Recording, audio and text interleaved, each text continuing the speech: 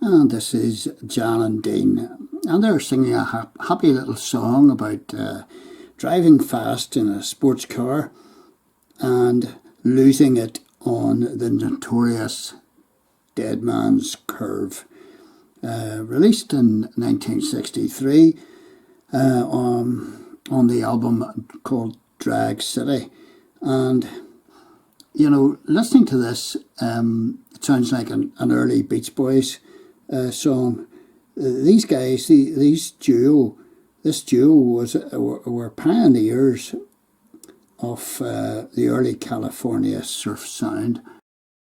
For anybody young watching this video, this is Genesee Riley, and she's singing about the Harper Valley PTA. All of us oldies will remember this well. This was released in 1968, and it was an indictment of those people amongst us who point fingers at the way other people dress or might behave. The members of the PTA criticise this parent for wearing her skirts too short, and she turns the tables on them very, very well in this the words of this song, and exposes their hypocrisy. And this is O.C. Smith, who in 1968 sang I'm the son of Hickory Hollow's tramp. And this was the story about a lady whose alcoholic husband left her with, I think it's maybe 14 children, living in a shack, and she had no money. So she turns to prostitution, and everybody is up in arms, but the path is deep and wide with footsteps coming to our cabin.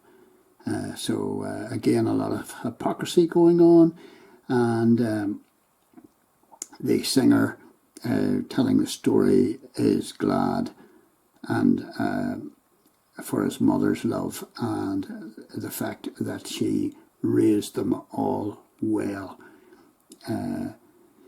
by any means that she could.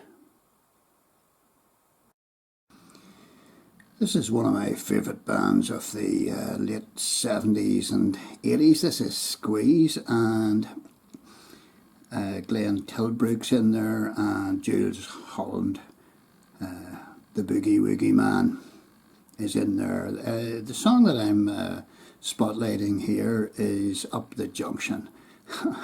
It was released in 1979. It's off the Cool for Cats album. And, you know, this is a gritty song. This is a song that does not end well. It shatters teenage romance ideas. It's realistic. It's colloquial. It's using street language. It's very clever. The words are very clever. It's a sort of a social documentary.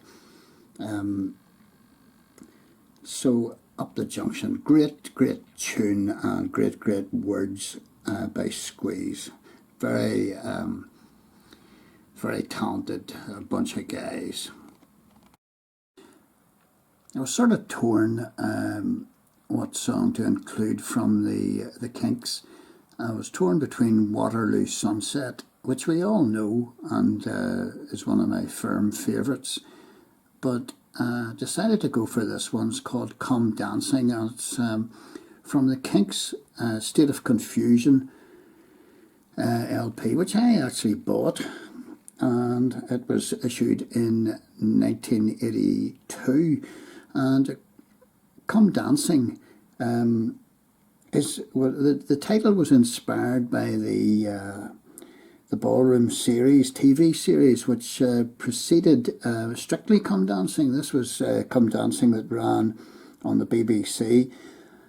And that's where the song title comes from. It's a song about change. It's a song about nostalgia. You know, Ray Davies and his brother and his 6 sisters were brought up in the ballroom type era, and that was pushed away by rock music, the arrival of rock music and pub venues and car parks. The old ballrooms were torn down, and the palais referred to in the song, they gone and pulled down the palais. Part of my childhood died. The palais refers to one of these ballrooms, and that were palaces. It's the French for palace. The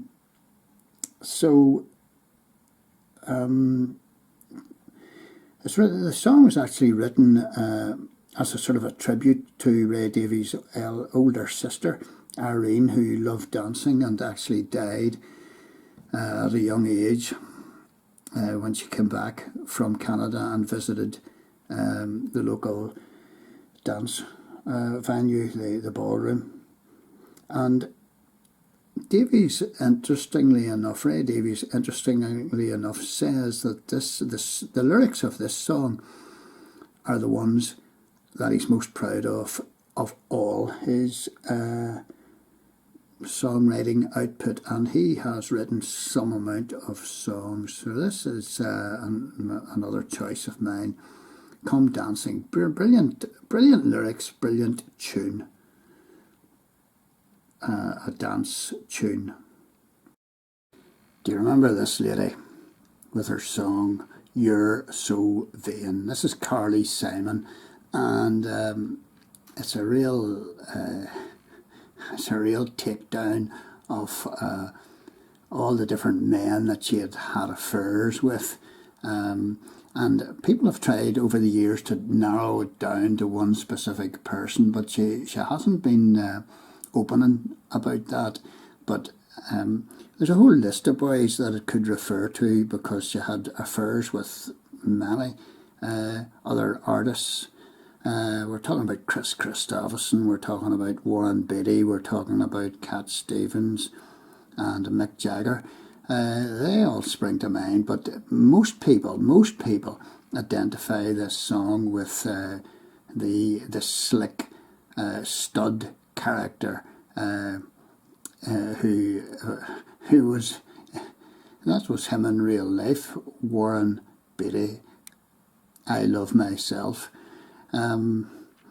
Song was released in 1972 off the No Secrets album, and we all know it. And the phrases like clouds in my coffee and you're so vain, bet you think this song is about you. So it's quite a satire type song, and quite funny. This is David Bowie, a very young David Bowie, released in 1969. This is his, probably best known song, Space Oddity.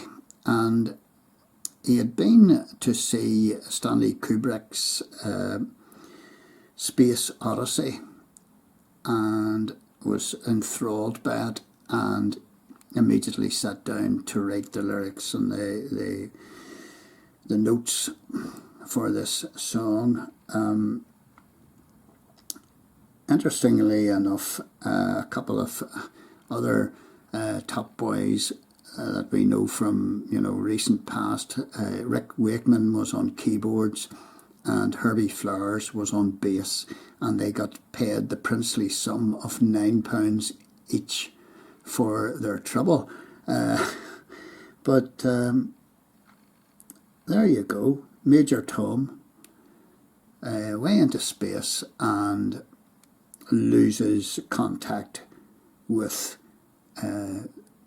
ground control, and there was a follow-up to this, of course. But It's a song everybody remembers, but you can't believe that it was released in 1969. We're talking over 50 years ago. But another good story song. This is Chris Rea, one of my favourite artists, sort of blues, soul, pop style. And this is his album called Dancing with Strangers, released in 1987. And one of my favourite tracks off that is called Wendy Town. Brilliant, brilliant song. Just love it. Play it all the time. Great guitarist. I'm going to use the lyrics just to talk you through this. The song is about his gig travelling days. Did gigs on the Clyde and on the Tyne, and then he's off to Germany, and he's on the bus, and you know, he's reminiscing. And this is Desperado, the album and the song from the Eagles. It was released 1973, and I'm just finishing off with this one. I wasn't going to finish off with this one, but my wife loves the Eagles, and this was an LP that she had bought, one of the first ones. And it's about a cowboy. The song is about a cowboy who refuses to settle down. He's always roving. He's always on the move.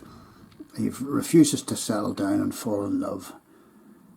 But it can be taken on different levels. It is the old Wild West theme. It was written by Hanley and Fry. You know, what a team! What an output!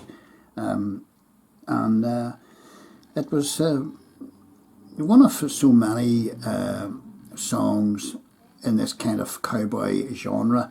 I mean, there was Wild West Hero by ELO, and there was Elton John's Roy Rogers, and there's so many more. You know, the Rocky Raccoon, which I played or not played, but you know, spotlighted earlier.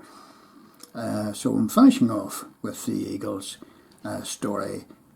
Song about a cowboy. So that ends the 3 parts of this series of songs that tell a story, and they're my favourite songs. Maybe you have a totally different selection, but I love a song, particularly a rock song that has a good story to it, and I could have included tens of others. I could have included Eleanor Rigby. I could have by the Beatles. I could have included She's Leaving Home by the Beatles. I could have included Lying Eyes or Desperado by the Eagles. I could have included The Piano Man, Billy Joel, or Tell Laura I Love Her, Ray Peterson, or again, Kenny Rogers has a number of these that you could have included. Ruby Don't Take Your Love to Town, and Lucille, You Took a Fine Time to Leave Me, of course.